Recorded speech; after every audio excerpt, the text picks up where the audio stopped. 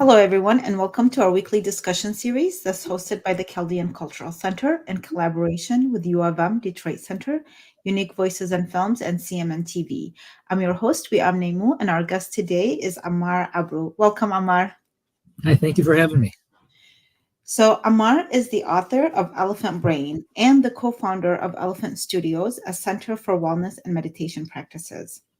He has spent the better half of his life traveling the world, gaining experiences that have become the source of inspiration behind his writing and his practice.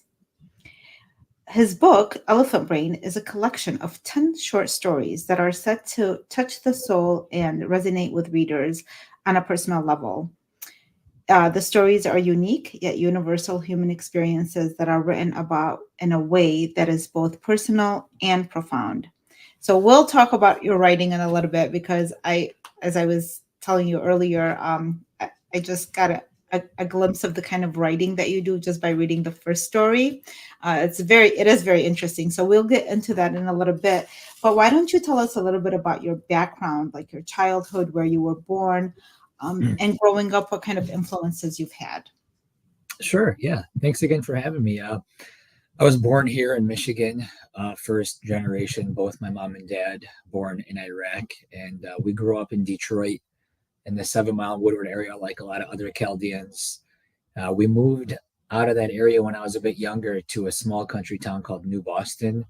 I have two sisters. My family was very influential to me my whole life. My parents worked very hard being immigrants to give their kids the life that they never could have, and they instilled in us education and hard work as the two biggest values growing up, and I'm very grateful for it. It was a very loving childhood, very hardworking household, and I think at the time growing up I didn't care so much for having to work so hard and kind of being in such a strict household, but growing up and being older now, I'm very grateful that that's the kind of upbringing I had, because it's got me to the place in life where I am now, which is very happy. So I want to hear a little bit more about 7 Mile area since you Yeah. grew up there. I had friends there, so I used to visit often, and it was very lively. Unfortunately, it's no longer the same as it used to No. be, and there are no Chaldeans. Um, so it's called Chaldean Town. You know, it was registered as Chaldean Town and known for that. Um, your book is has a lot of spiritual elements to it, a lot of spiritual stories into it. And I'm assuming maybe you've gained some of that from your travels, but what would you say is something that um, what I don't know if there was any connection between you growing up in 7 Mile area and kind of getting some of that insight, or did it mostly happen once you moved out of that area? I'm just curious that if there was any influences particularly from that neighborhood and the way that you were growing up there. Sure. Yeah. Being honest, I have to say, no, not particularly. Growing up in 7 Mile, if you remember it, especially when the Chaldeans were there, it was a rough neighborhood, and we did have church there, our church there, and being Chaldean, a cornerstone of being Chaldean is our devout Catholic ways. And if you read my writing, you'd see it's kind of it doesn't coincide with being Catholic. Although I still am Catholic, I still attend Catholic church. Being Catholic is something I'm very proud of, and I'm very passionate about. But I think over time, my views of religion and what the church kind of taught me, I wouldn't say went away. I think that I would say they've expanded upon, and they allowed me a lot of what I've gone through has allowed me to see what I was taught growing up in the church in 7 Mile and beyond as a basis of a thought process, and not so much something that was replaced like a lot of people might say today, because spirituality and old Catholic ways don't kind of go hand in hand so much for a lot of people. But to me, they did. But specifically, 7 Mile, unfortunately, no, I don't think that it had a lot to do with the book or the writing. It has to do with who I am today, because I think every one of our journeys from the beginning to the present moment has turned us into the people we are at the time. And like I said, I'm grateful for it. But 7 Mile ways didn't really influence what's gone into that book at all. Oh, so I really love what you just shared because I invited you because I know your aunt, Yeah, but Aunt's that the wasn't best. the only reason because you're an author as well. And, we try to promote Chaldean American authors. But I was very surprised in a good way and very impressed about your writing because I too believe I was too introduced. I traveled quite a bit and I was introduced to different teachings, different Mhm. spiritual teachings.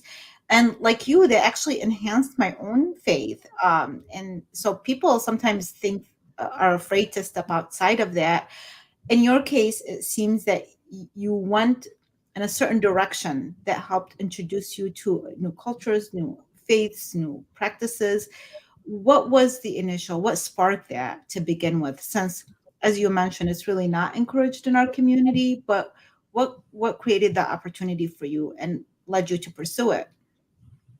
Very specifically, it's been a long time now, but I had some people that I was very close with pass away, and it was kind of the first time I really started to grapple with the idea of death and my own death and life and death. And being Catholic, we're taught a very specific mindset about what life and death is, heaven and hell and judgment, and it seemed like it wasn't adding up to me, and it made me begin to seek out more answers than just what I was taught, more than just what I read in a book.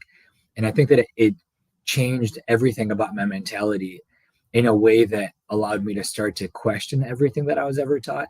And again, I'll be very clear, it never made me want to throw away what I was taught, what the Catholic Church taught me. But I thought rather than take it as kind of literal as we learned in catechism, as we did in church, I thought, why don't I take these ideas and expand on them with what makes sense to me, with what makes sense in other religions that I started to study in school when I opened up my mind to say, well, let's see what's beyond Christianity. What are all the other religions in the world think? Because there's billions of people. And I don't think that there's people that are right and that are wrong. It's everyone has an idea of what's right. And the more and more you expand on it, we all are really preaching and thinking the same things, just saying them in different ways. And that was kind of the pivotal moment that really started to expand and push me out of thinking that what I was taught is the only possible way to think about our own religion. You just mentioned about death, which is the first story that is in the book. It's called The Mhm. Quantum Leaps, and it's about a couple who have died and met with God. Um, so, partly based on what you're saying, it is kind of, I was going to ask you where this idea come from, but what, like the teachings and the experiences that led to thinking the way, because you're just saying really nobody really dies, that we have this energy that continues. And I don't know if you've ever read this book called Who Dies. I It's have not.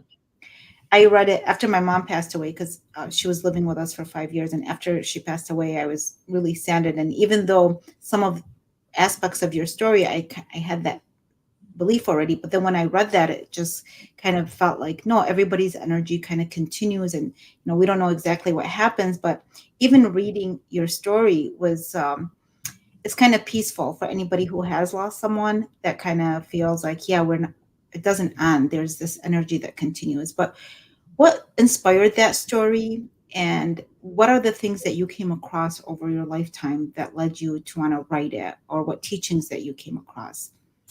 So that story, like every story in the book Elephant Brain, um, it's kind of hard to explain the way I've written my stories. I've never sat down and thought about how I want a story to go or what I want to write about. Every one of the stories I've written in there, I've just kind of had a spark of inspiration. It honestly might be something I've seen or a line I've read or something I heard someone say to me. And I think I have a wild imagination. I don't know exactly where it came from, but I usually kind of see an entire story unfold. And what I do is I grab my computer or a notebook and I just start writing and writing with no end thoughts in mind. I just let my mind run wild. And it's almost like watching a cinema and then documenting what you're watching on that cinema. And that story, like all the rest, happened exactly like that. And the inspiration for it, I remember it actually came from some of my travels when I was in Thailand a long time ago, many years ago. Ended up again in Eastern culture, in a lot of meditative states and visited a lot of Eastern Buddhist monasteries and things like that.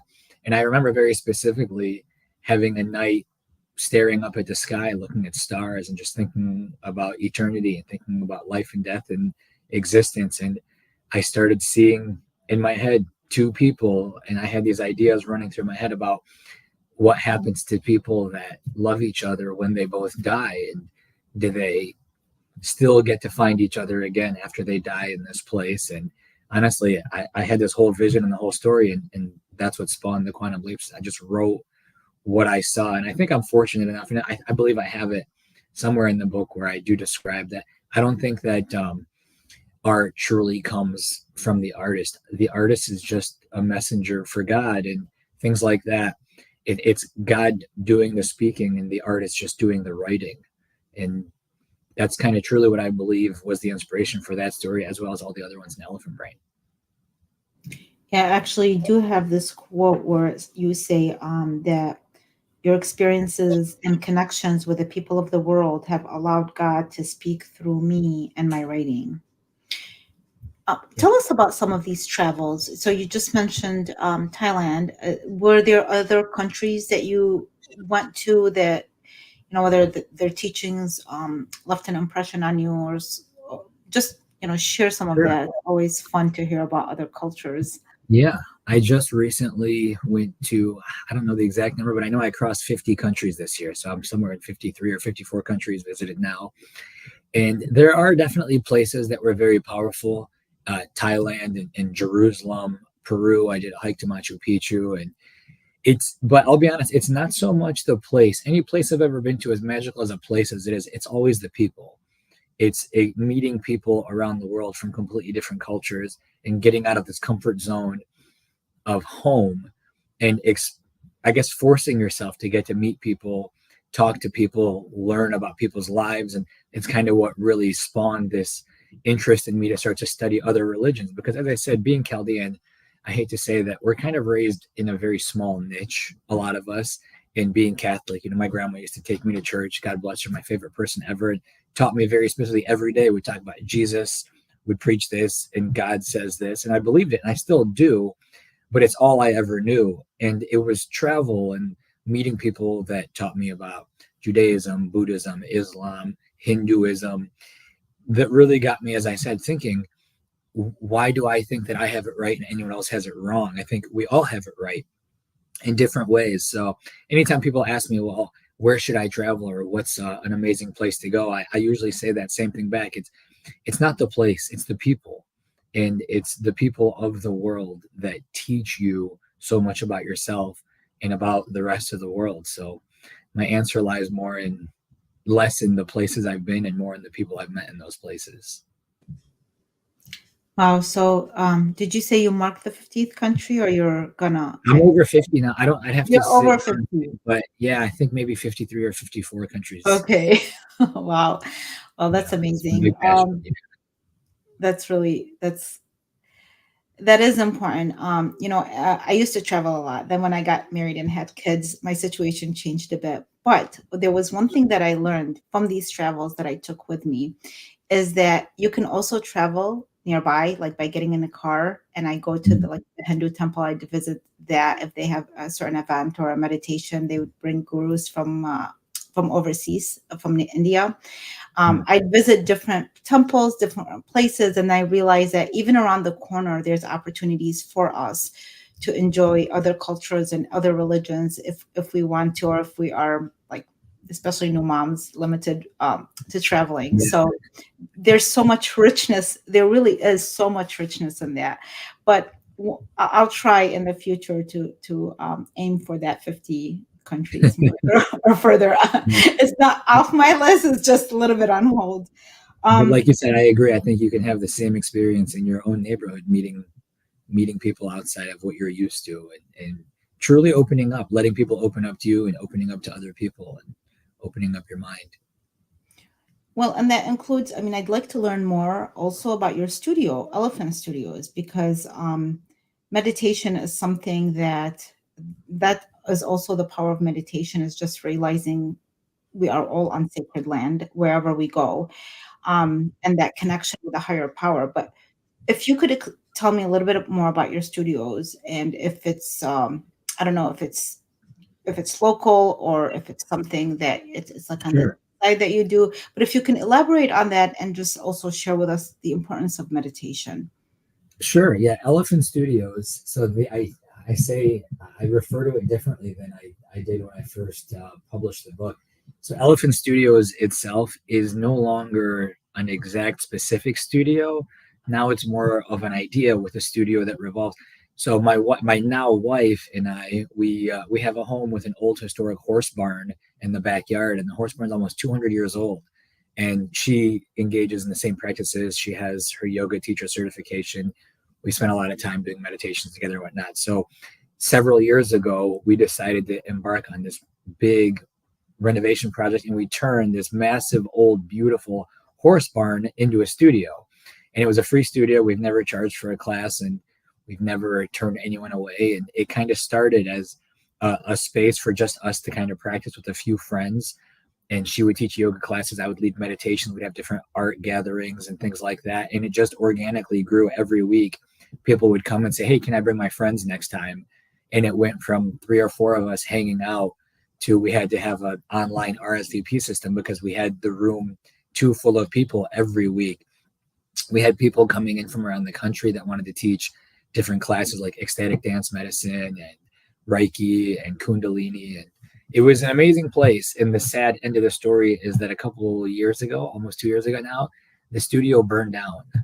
There was a big tragic fire, an electrical fire in the middle of the night one night, and the entire old Oh my historic gosh, I was gonna invite myself over. it was it was such Wow. an yeah, it was like church to a lot of people who didn't regularly go to church, or even some people that did regularly go to church. But every Tuesday night, free workshop, free studio classes, and it was amazing. We had an incredible community of people that came there, like I said, with an open mind to meet and share and to love, and it was beautiful. And I mean, I never got so many phone calls and text messages in my entire life that when that studio burned down from people saying how tragic it was and how much that place meant to them and how it was like a home and a church and a family to them. And so rather than letting the entire community and idea die just because of a fire, we've continued to still have the practice. Now we have different locations that we kind of travel to. We have a space in Eastern Market in Detroit that we get people together at. And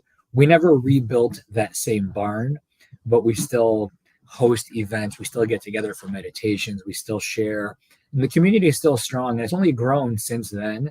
We don't have a common studio that we call Elephant Studios anymore, but I kind of see Elephant Studios as an idea, and it can be anywhere. Just because it's not in the same room and the same walls as it used to be, it's still a community of people who get together to share and to love and to grow. And now we don't have a regular Tuesday class like we used to, but we still make sure we find time to get people together and find different places to do it at. Well, I love that. First of all, I mean, that is sad that it was burned down. It sounded like I thought that you were going to tell me next that there's that you guys do retreats, and then Yeah.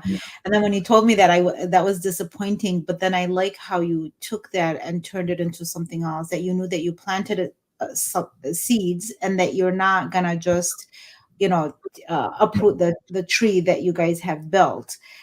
That's beautiful. So yeah, that's really on spiritual level, that studio you're saying just exists in everybody, can exist in everybody's hearts. It's the teachings that you're Yeah. passing along. It, even with your books, I think that like reading your book, you enter the state of thought that's really peaceful, and it gives you a different perspective, but it also takes you to these Eastern teachings that you were talking about with your writing. And I'm wondering, do you think that, do you have another book in mind that you are planning to work on, or is there anything or is this something that, was inspired, you put it together, but then you kind of, that's it, you feel like you've done your part with the writing? So Elephant Brain as a book was a passion project. I never had any intention of marketing it or trying to be a famous author. I just decided one day, I didn't even decide. I had friends that read some of my work. Most of the work in Elephant Brain was written over the course of many years, going back a long time ago. And every once in a while, if I had a friend that was going through a hard time, sometimes it would make me think, hey, I wrote a story that maybe would be helpful. And I shared a story with two friends one time, and they both were crying after they read it and talking to me about how important that it was, that they think that I need to share this. And they talked me into publishing the book. So I said, I have years worth of writing and notebooks and computers just sitting around.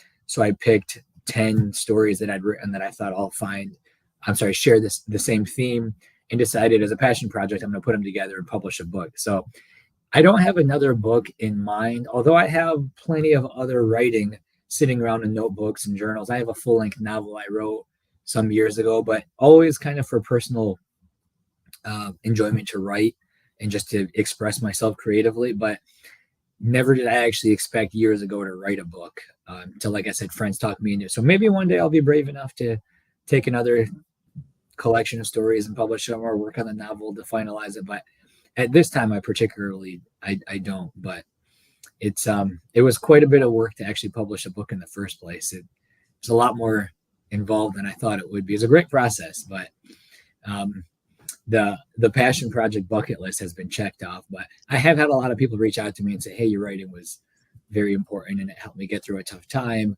I'd love to read more. So maybe with enough, I guess, encouragement, motivation, I'll take more stories and publish them in another book.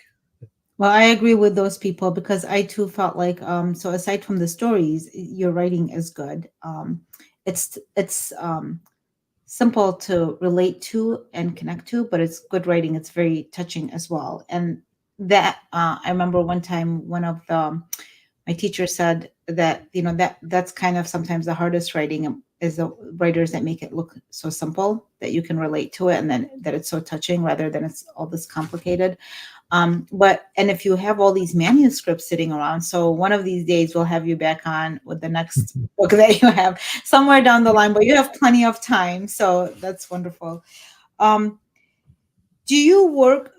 I'm sure you have, a regular job, whatever that may be. How do you balance your spiritual life with your practical life? What and the reason I often ask questions with people who are into like healing work and such, it's because sometimes people have a hard time switching over from having a daytime job, and then how do they incorporate something that seems like it's a different part of the world? Sure. Yeah, and yeah, I definitely have a full-time day job. Actually, if you see these here, these are pictures of old.